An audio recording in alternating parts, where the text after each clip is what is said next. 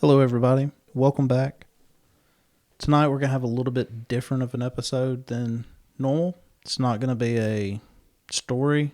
So, Tracy's back. Maybe she's going to be regular. Maybe. We'll see. And she has an episode for y'all tonight.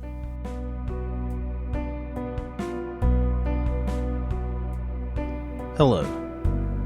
I'm Brent. And this is Strange Embers.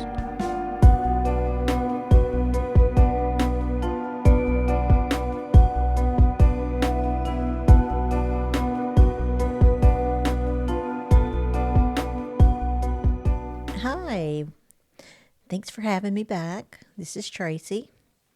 So tonight I wanted to do a little episode on strange and morbid facts. So these are just some strange things throughout history that were considered medical, beauty related. Beauty related? Beauty related, yes. So our first fact. So during the Middle Ages, people believed that applying a paste made out of poisonous plants, especially the belladonna, which is the deadly nightshade, and herbane, which is also known as insane root, could induce flying dreams. So ingestion of these chemicals can lead to altered nervous system function, changes to your saliva, inability to sweat or urinate, dilated pupil size, digestive dysfunctions, increased heart rate, blood pressure, blurred vision, and fever. But this paste was marketed as flying ointment. Flying ointment. Flying ointment. So what do you said think this it was did? used as a makeup? No, this is not a makeup. This is an ointment that they would use to be able to fly in their dreams. Nice. So the flying ointment, obviously, it was a hallucinogenic ointment used by witches. Or that's how it was actually marketed, as used by witches. It was known as Lord Verdulum. So that's how it was labeled and produced. The listed active ingredients on this ointment are kind of funny. Here are the listed active ingredients. The fat of children digged out of their graves. What year was this? This was not during the Middle Ages. Okay. So, fat of children digged out of their graves. Okay. The juices of smallage. So, do you know what smallage is? No. I was hoping you was going to enlighten us on what that was.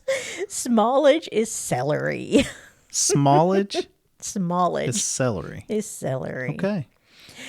Wolfbane and cinquefoil. Wolfbane's a flower, correct? Yeah. And then cinquefoil, that's also a flour. Okay. Also, the meal of fine wheat. So, this ointment was produced. They would rub it on their skin and sometimes ingest it. Wasn't wolfsbane a poison? Poisonous. That's what I said. This was. paste is made of poisonous plants. Exactly. Like the nightshade and herbane, which are the different wolfbane and the different banes. But they would apply it, to their skin, ingested it in the oral mucosa is where it was more readily absorbed. Would you like to tell everybody where that is? The as well? oral mucosa, Yes. that is the inside of the mouth. Okay. And also, it would allow the user to fly through the power of their imaginations, blurring the line between reality and fantasy. So, sounds exciting. So this was more of like a They had some induced strange concoctions back in the day. an induced astral projection. Yeah, pretty much. Okay. Pretty much. So, one of the slogans or whatever they would use to, advertise is he little knows the devil who dies. Believe that witches and wizards can be borne through the air at wondrous speeds to far distant places. Interesting. So that is what this would do.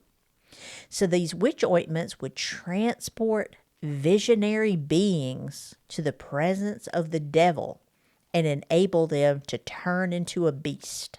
So obviously this ointment was associated with witchcraft and other mystical beliefs. Well, I mean, in the Middle Ages, wasn't everything associated with witchcraft? Everything's associated with witchcraft and mystical beasts. It didn't matter if you was doing anything remotely, even scientific, shall we Yes. say? You Witchcraft. are a mystic, a witchcraft, a Yes, wizard. witchcraft.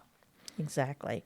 So pretty much once the ointment was applied to the skin or ingested, they would have intense dreams brought on by hallucinations.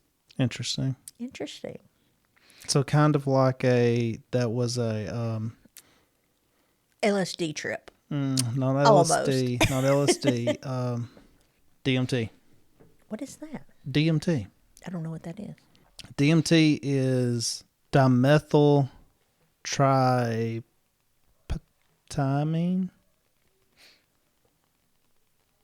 DIMETHYLTRYPTAMINE. I have to actually visualize it and see it. What is it? What is it for? DMT, that's the other thing I was trying to figure out with the name of. DMT is one of the active ingredients in Cold medicine. the tussin in Coca-Cola. And Coca-Cola. That was cocaine. No. DMT is one of the active ingredients in ayahuasca. It's a psychedelic tea native to South America. I don't remember how to pronounce it. Okay. But anyways, it's a drug to Induce out-of-body experiences and all. And so they did more scientific research in it. Mm-hmm. And the very interesting thing about OBEs is people that experience OBEs, even in, let's just go back to the times of remote viewing. Mm-hmm. You familiar remote? Yeah. All right. So with the your remote past lives. Past lives. Yeah. So remote viewing is not necessarily just past lives. That is a section of that. But remote viewing can also be to be able to see things currently. Okay. And other places and all. So with remote viewing and out-of-body experience, they kind of go together in a way. With OBEs, when they started doing this more recorded research on it, the very interesting thing about OBEs is a lot of people just say there's people that want to just chalk OBEs up to it's just like a psychedelic, something like that. But OBEs don't happen just because of drug use. You can have OBEs without meditation and without meditation or no, with meditation and all. Yes. So the interesting thing about a lot of OBEs though is these people that go to them, they might not even know each other. They experience the same places. They see the same things. They see wherever it is that people have these OBEs and they go, they correlate. It's not just like... It's a joint experience. Kind of. From many? Yeah. So... Okay. It's pretty interesting. May have to do a little episode about that. Oh, I love doing all that stuff. Go ahead. All right. So, an additional little bonus fun fact. What is the fear of being poisoned? Do you know? The fear of being poisoned? The fear of being poisoned. What is that phobia? I do not know. Toxophobia. Toxophobia. Yes, it is an intense fear about being poisoned, which usually or typically stems from emotional or environmental influences, can result from traumatic experiences, or just distressing news from an event. Just like with anthrax. being sent out. There was a huge, widespread toxophobia. But is that a phobia at that point though? Well, I guess it would be, but you're still experiencing that intense fear. I guess so, but I don't never think of somebody as having a phobia unless it's a... Spiders, snakes. No, not even that. Just a long occurrence fear. Not a, I'm scared of something because... It could have lasted. It could have made an imprint to lasted, It's very true. Could. So, who knows? Yeah. So our next little fact, this happened in the Victorian era. Women used lead makeup. So this was a huge thing back in the day. They wanted a pale complexion. It was deemed important for the aristocrats because you were so pale, you did not fit in with the labor workers, so they could. You stayed indoors. Exactly, stayed indoors. You were not having to work outside. This would exude your high status in society. Now, Pale and overweight. pale and overweight, but some Victorians, not as much some of the Victorian eras, there were times when being very thin was the in. Yeah. So it was either extremely thin or overweight. Yeah. Because if you was overweight, that meant that you wasn't a manual labor person. You wasn't a manual laborer. It was called the Venetian Cercaroos, was the name of the lead-based makeup, used by both men and women for the search for that, perfection they were looking for. Now, lead can be absorbed through the skin.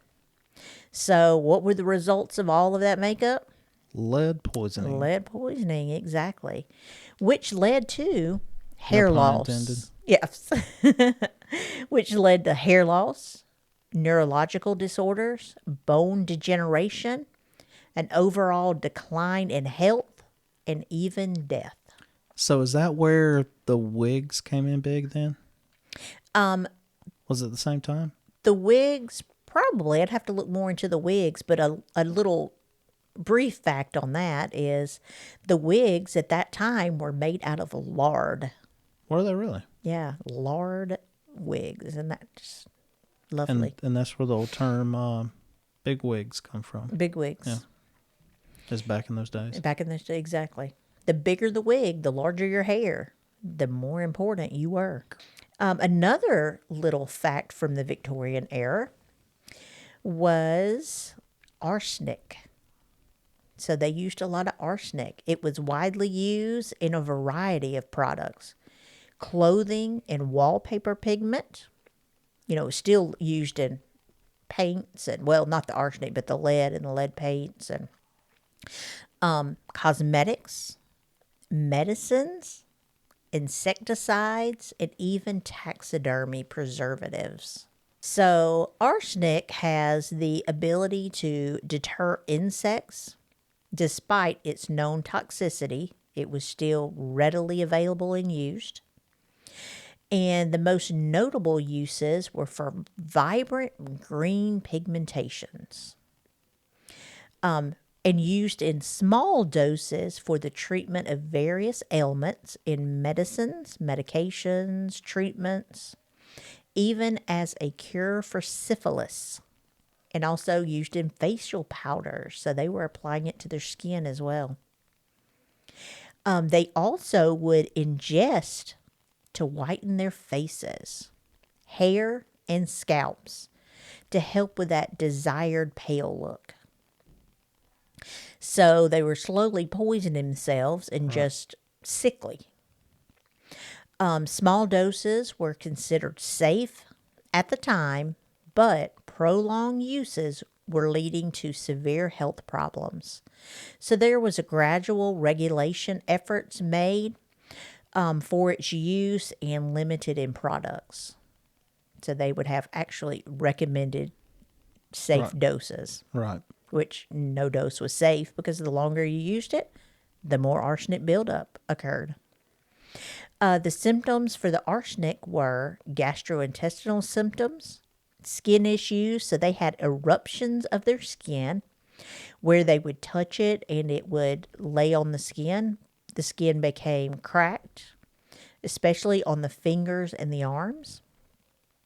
Neuromuscular problems, trembling, pain, said even to excruciating pain levels, numbness and tingling because they were having neurological deficits, mental deterioration, paranoia, low blood pressure, heart arrhythmias, blood cell issues, cancer, and paralysis.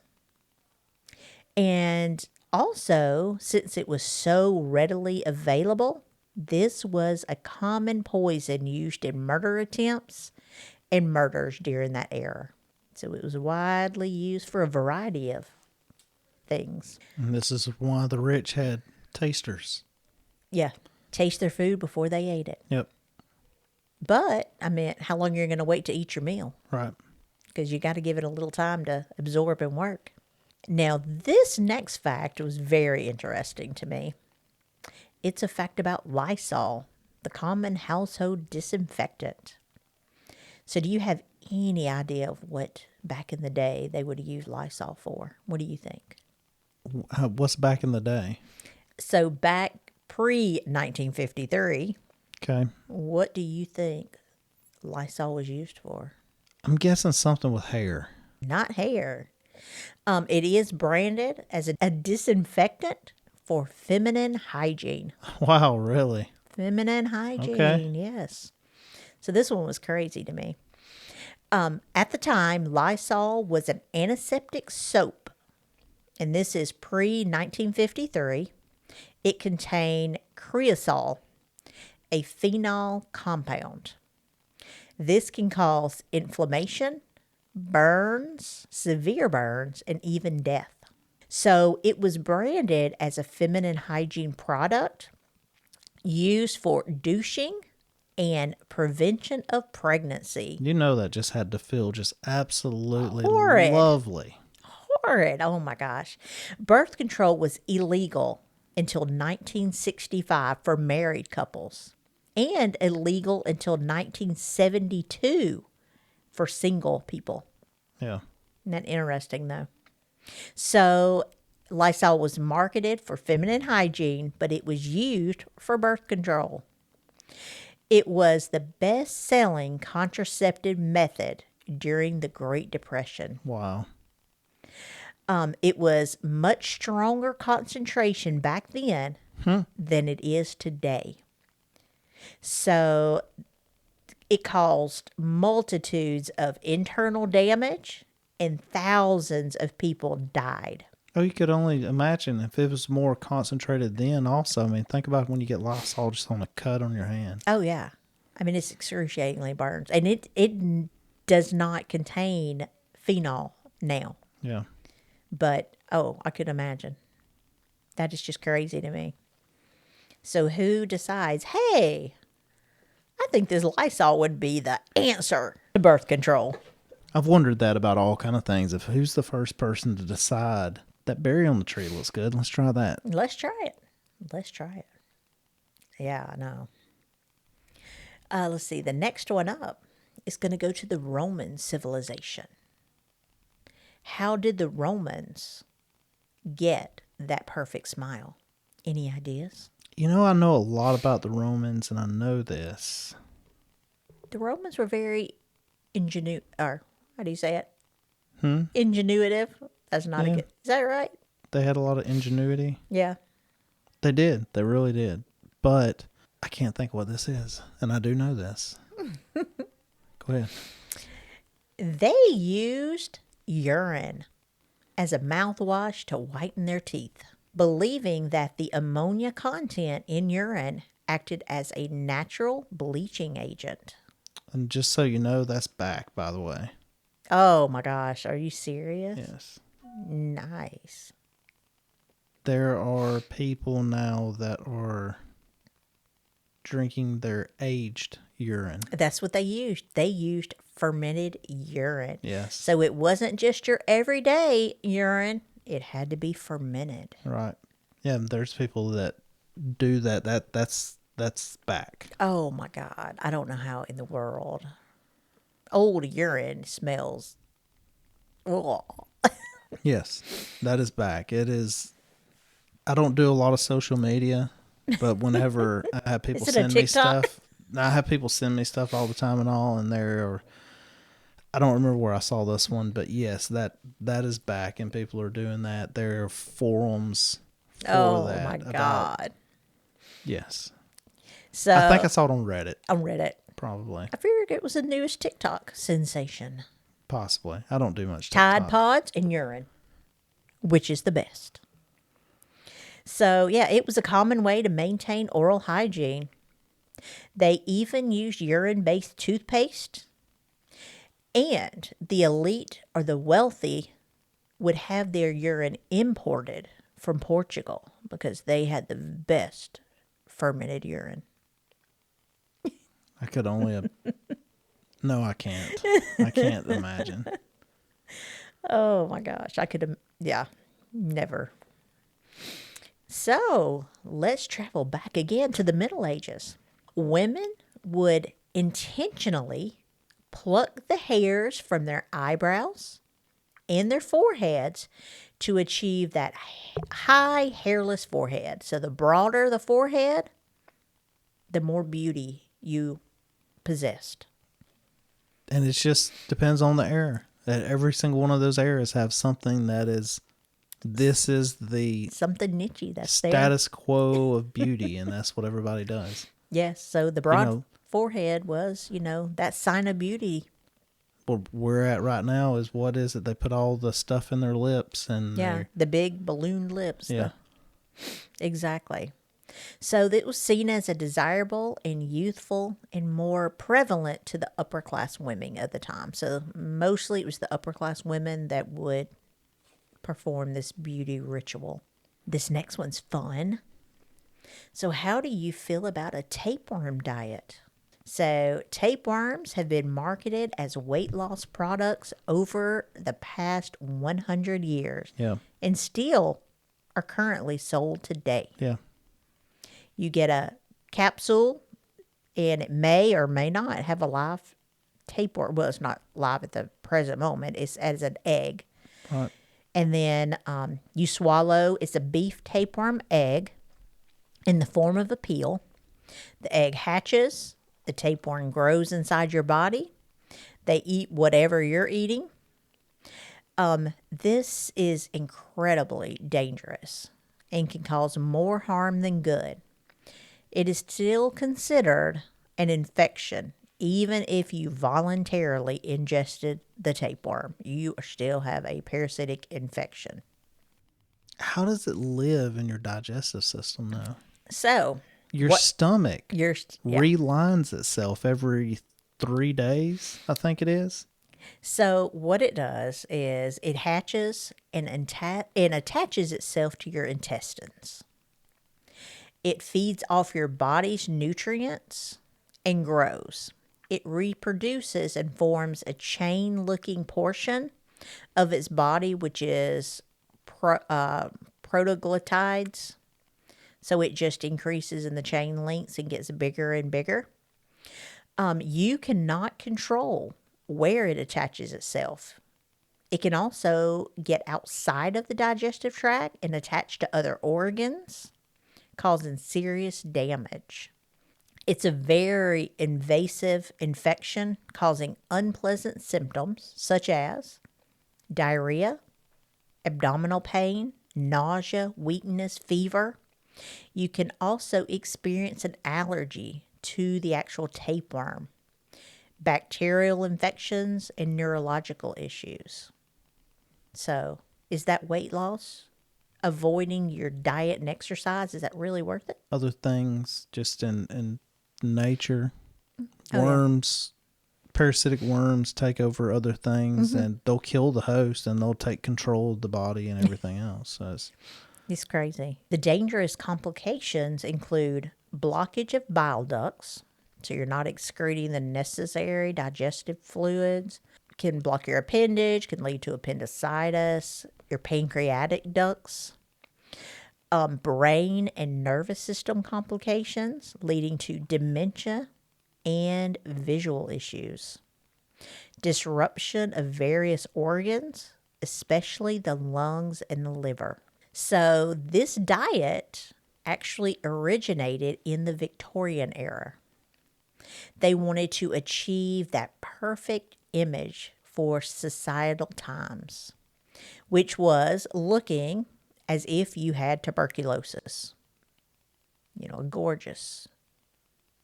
Pale skin, dilated eyes, red cheeks and lips, and of course, a tiny waist. So the tiny waist, what did they do back then? Corsets. Mm-hmm. Corsets as tight as they could possibly get them. It displaced organs. It changed the bone structure, even breaking ribs. Took small doses of poisons to achieve that deathly pallor. Ingested tapeworms as well. So there was a lot going on in the Victorian times. When you said that, that reminded me of another one. I don't know if it's on your list or not, but do you know about Asian feet? Yes. Is that on your list? That I did not put on my list tonight, but Can I we can honorable talk mention about it then? Yes, foot binding. That was a huge. I can actually talk about it, but yeah. So foot binding was a huge in the Asian population. They would start when infants were born and young. Wrap cloth wrappings around their feet and tighten them.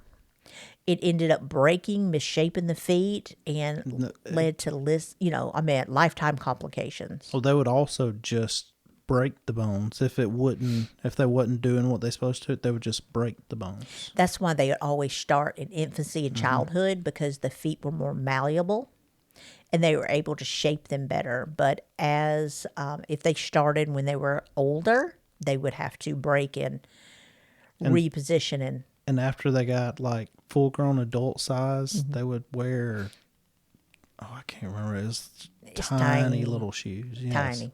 Exactly. But they were crippled also. Yes, exactly. So, luckily, this tradition, or I don't know what you would call it, but yeah, this has kind of gotten away. They don't really do it as much, but there's still... there was still some people that had that. Yeah, that's what I'm saying. There's still people living that have those misshapen feet. Yeah. But yeah, that's horrific. I don't know if there still is right now, but there were as of not long ago. Yeah, definitely. I didn't add the foot binding, but that's a very interesting one. Just as well as the cranial shaping. So they would tightly wrap heads. Different tribes would do the wraps in order to have different shaped heads. Yeah, elonged heads. They elongated neck heads. Stretching. Neck stretching. Yep. Yeah. Body alterations, and say like the big gauges in the ears, horns through the septums. So all kind of different body modifications that were applied during that time. So this next one is called vampire facials. So vampire facials were first coined by Elizabeth Bathory, which was the Blood Countess. She was from Hungary. She was known as one of the most prolific serial killers of her time, where she tortured and killed hundreds up until about, they think, like 600 girls. They were between the years 1590 to 1610. Legend described that she had vampiric tendencies, that she bathed in the blood of virgins to retain their youth. Now, this folklore was deemed unreliable by today's historians, so they said that wasn't actually true, but that's where this actual custom came from.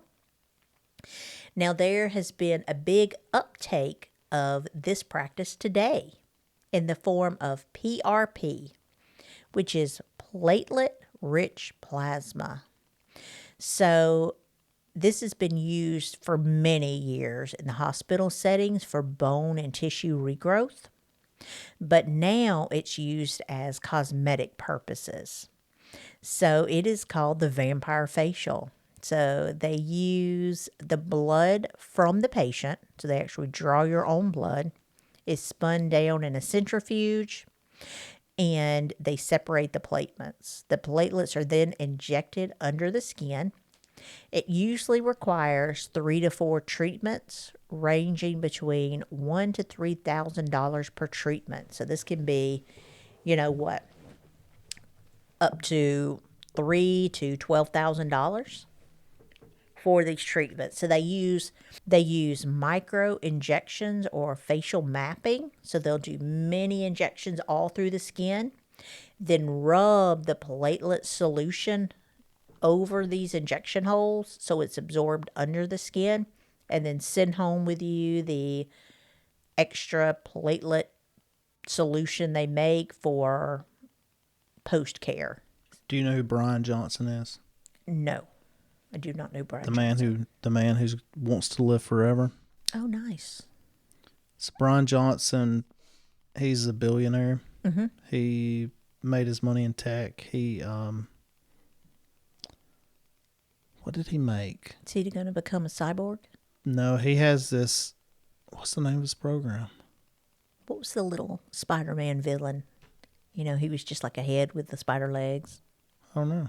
It was some kind of like little head and some kind of fluid. Spider-Man? I don't know if it was Spider-Man or not. For some reason, I'm thinking thinking Spider-Man. about on Futurama, they have all the heads and the... Maybe Futurama. I thought it was like a Spider-Man character. The heads and the little formaldehyde solution looking stuff Futurama. And all the little spider legs. I don't remember them having the little legs. They were just on shelves. Oh, that wasn't Futurama then. This one had like little legs so he could move around. I don't remember that.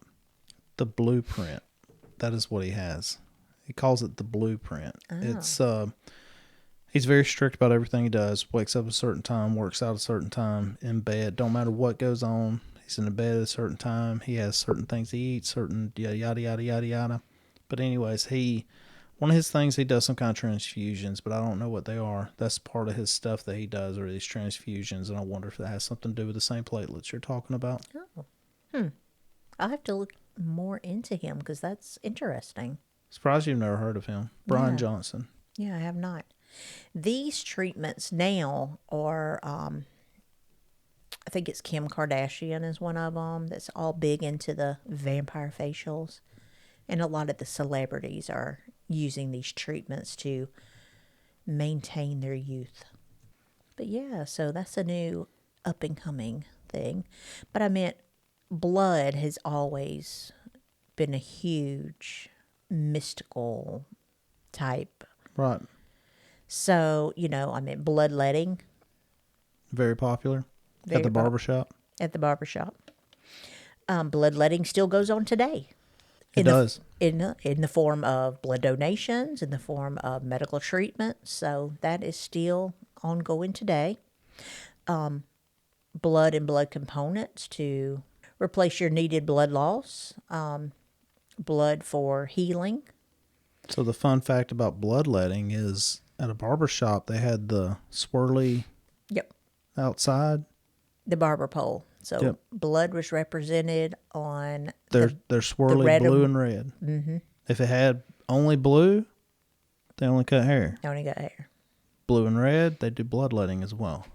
In the barbershops, they did a multitude of things. The barbershops were pretty much your surgeons of the day. Mm-hmm. They would amputate if they needed to. They would Sweeney Todd you and put you in a pie. Sweeney Todd you. They were your dentist back in the day. Yeah. So they would actually, do oral procedures. You can get a shave and a haircut, 2 cents, and then you get a tooth snatched out. That may be about 4 cents. But yeah, just a whole episode on the different things that went on in the barbershop is, and then you could be a mincemeat pie by that night. Mincemeat pie. Exactly. So a lot of things happen in the barbershop. Now this last one I have, I'm going to call it the grotesquerie.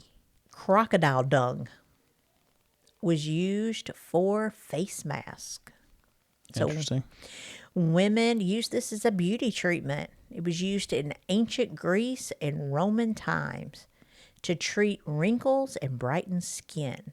So, how they prepared it, they would dissolve the dung in mud and use it in baths to soak the whole body, made into face masks, or used in its purest form directly on the skin. Probably smells lovely. Oh, yeah. It was used as anti-aging and to kill parasites, especially lice, chiggers, and crabs. It was considered dangerous due to high concentrations of harmful bacteria and parasites because this is from the crocodile's diet. What do crocodiles mostly eat? Dead, decaying, rotting things. So when they kill their prey, they may drown it and kill it, but then they let it rot before they actually consume it. And also its living conditions, where they typically live. In the swamp. In the swamps. So, yeah. Stagnant, still water. Exactly. Now, in Egyptian times, women used crocodile dung as contraception to kill sperm. So, that sounds very sterile. Yeah. But yeah, that's just some of the little interesting facts.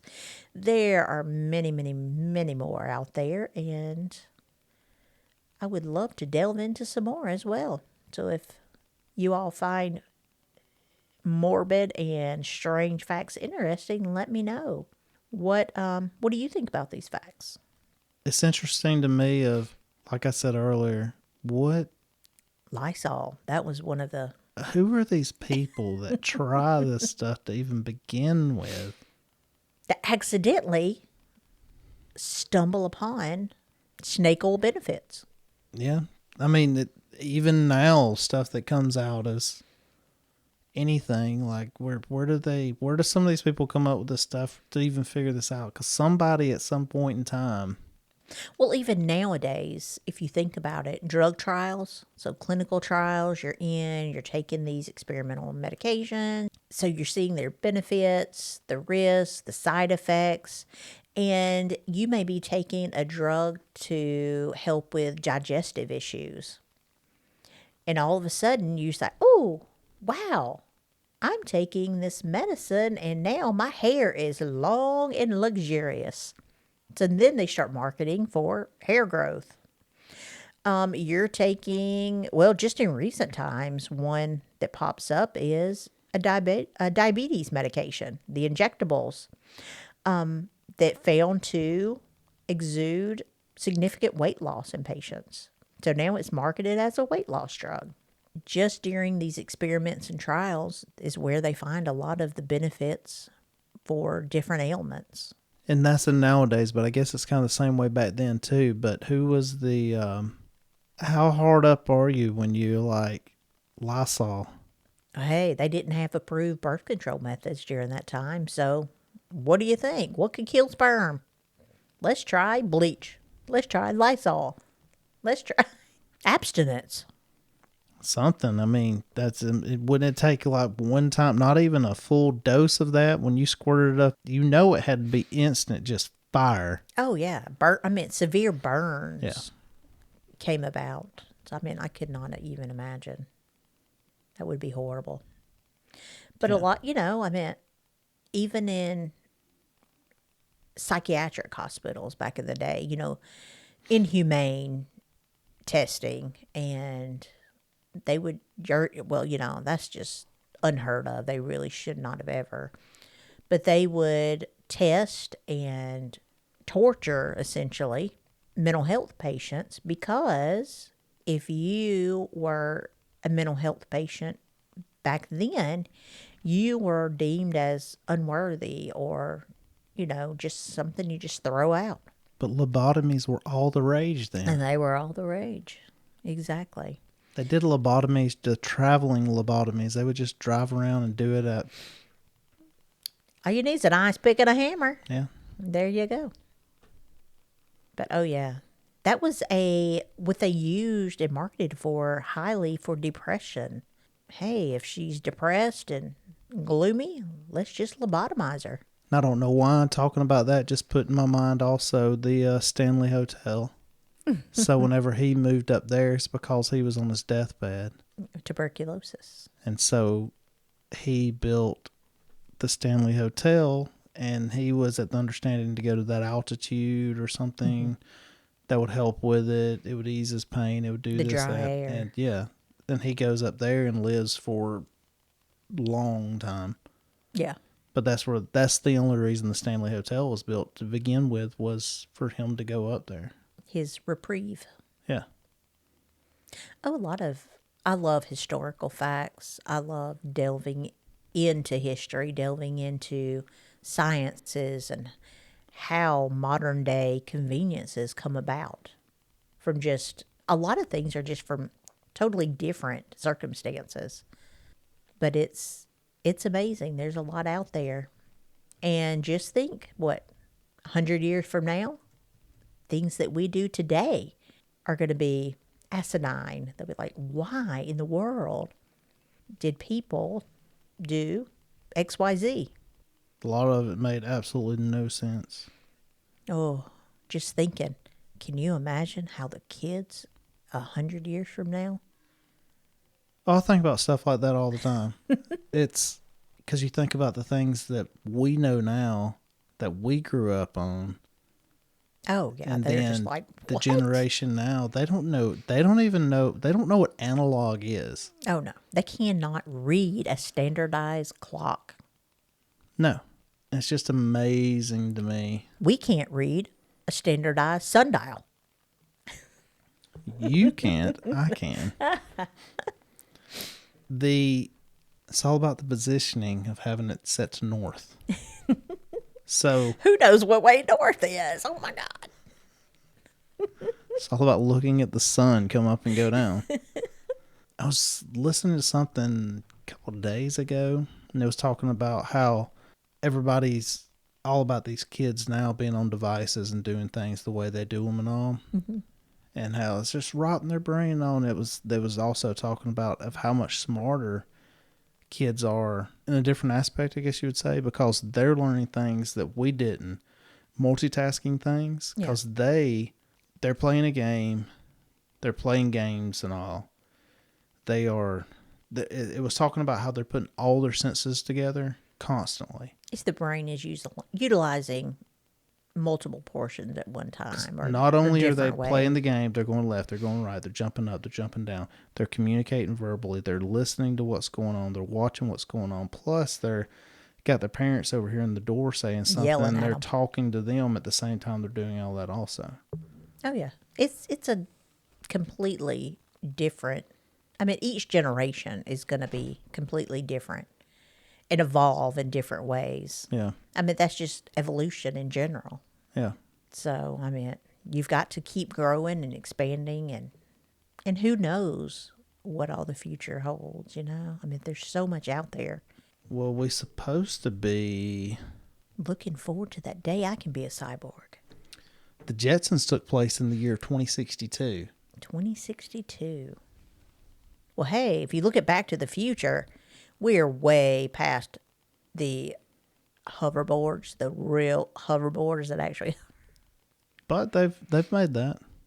The hover ones. Well, not hover going down the sidewalk, but yeah there's the technology of using magnets to propel and to float and everything. I mean, it's there. It's just not there in that aspect. In that aspect. In the Back to the Future aspect. But the Jetsons was in 2062. Mm-hmm. So that's when we had robot maids, vacuum tubes to travel, flying cars. So we're almost there. That would be awesome. It really would be. The Jetsons came on from 1962 to that was only 1 year of the Jetsons, really. 1 year of the Jetsons? 1962 to 1963. Wow. Did you realize that, just as just a TV fun fact, the Addams Family, which I dearly love, only had 2 seasons. Yeah, no, I saw that not long ago. I'd have never thunk that at all. 2 seasons of the Addams Family, which is crazy to me. It seems like billions of episodes. How many episodes were there? I don't remember. and said the next season they were actually going to come out in color, but then they were canceled. How many episodes do you think there were? Probably, I'm going to guess, I'm going to say 22 in each season. So I'm going to say 44 episodes. Probably wasn't that many, though. Because it seems like a lot of episodes, but... Season 1 had 34 episodes. Oh, 34, so there were... Season 2 had 30. 64 episodes. 64 episodes. Nice. 2 seasons, 64 episodes. Nice. That's a lot of episodes. That is. It is. They were 30-minute episodes. Well, really, yeah. A 30-minute show. They probably didn't really have many commercials. I don't know what they did back Because what then. is that? I'm going to say 60s? When was the... 64, 63, 64. Okay. What did I say Justin's was? 62, 63. So, yeah, they were right there. I didn't realize that those two were made right there together also. When was the Monster? I was about to say something. When was the Monster? The Monsters had to have been right about that same time. They had a lot of episodes and movies and... Well, I mean, there's been a bunch of movies off the Addams Family as the years have went. Yeah, well, the Addams Family, like the newer movies, but How many seasons of the Monsters were there?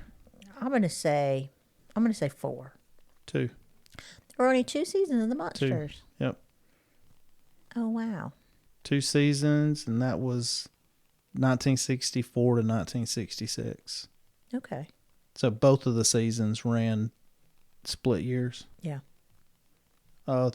38 episodes in season 1, 32 episodes in season 2. Wow. See, that's a lot of episodes. Nowadays, usually a season is what, 10 episodes? Yeah, 10 to 12. Yeah. 10 to 12, something right in there. So that's what really makes it seem like they were on the production for a lot longer. Yeah. Now, that could be something interesting to do at some point in time also, is to do episodes on these old... Oh, the old shows. Yeah. We used to like Nick at Night. That's where you got to see all the old shows. The Simpsons. Oh, The Simpsons. Do you remember where it started? Yes, Tracy Ullman show. Yeah, Tracy Ullman show. It was the filler. It was at the very end, wasn't it? No, it was during it. It was during? filler between the skits. Oh, okay. It wouldn't make like one little episode because each little thing it did was... It's kind of like a comic strip type thing. Right. And then when was the year The Simpsons actually got its first show? Or got That its actually own went show? on TV? Yeah. It's 20...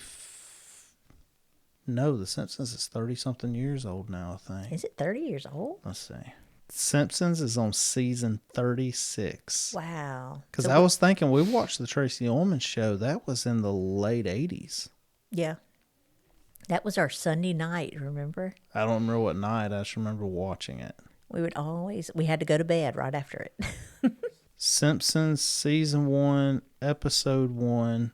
Simpsons Roasting on an Open Fire came out December the 17th of 1989. 1989. Yeah, so that was Tracy Ullman's show had to be probably 87. Yeah. Probably 87-ish, something like that. And the characters look a lot different as well as they did in the Tracy Ullman skits. Oh yeah, they've went a long way since they've then. really evolved. But yeah, just from that first episode of the actual Simpsons on its own series. Yeah, it looked different from Tracy Ullman's show to that. Yeah. Yeah. But it was the same person back then also though. He's had it Matt growing, thanks that. Oh, that's interesting. He was the same one back then on Tracy Ullman's show. Oh wow. That he started The Simpsons. Let's see when that was. I really liked this little fun fact. What did you think about it? I liked it. We've done one off on a whole nother tangent now. Yeah, we're off. Yeah, way off. Wow. How many episodes of Tracy Ullman show do you think there was? I was going to say maybe she was on 3 years, maybe. Probably 100 episodes. 81. 81. Okay. What is your... 4 seasons. 4 seasons. What is your fondest, like, associated with a TV type show memory? Or what can you remember? Like, I mean, think about...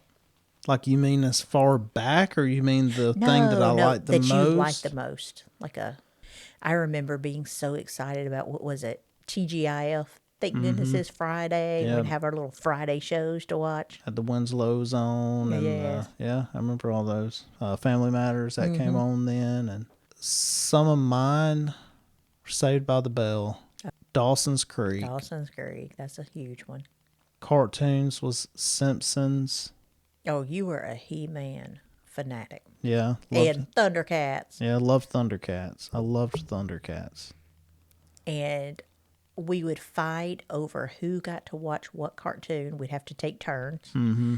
I always had to watch the Smurfs. Loved the Smurfs. See, I wasn't a big Smurfs fan back I know. then. You didn't want to watch it. That's when we would fight. Yeah. You were like, I don't want to watch the Smurfs. Yep.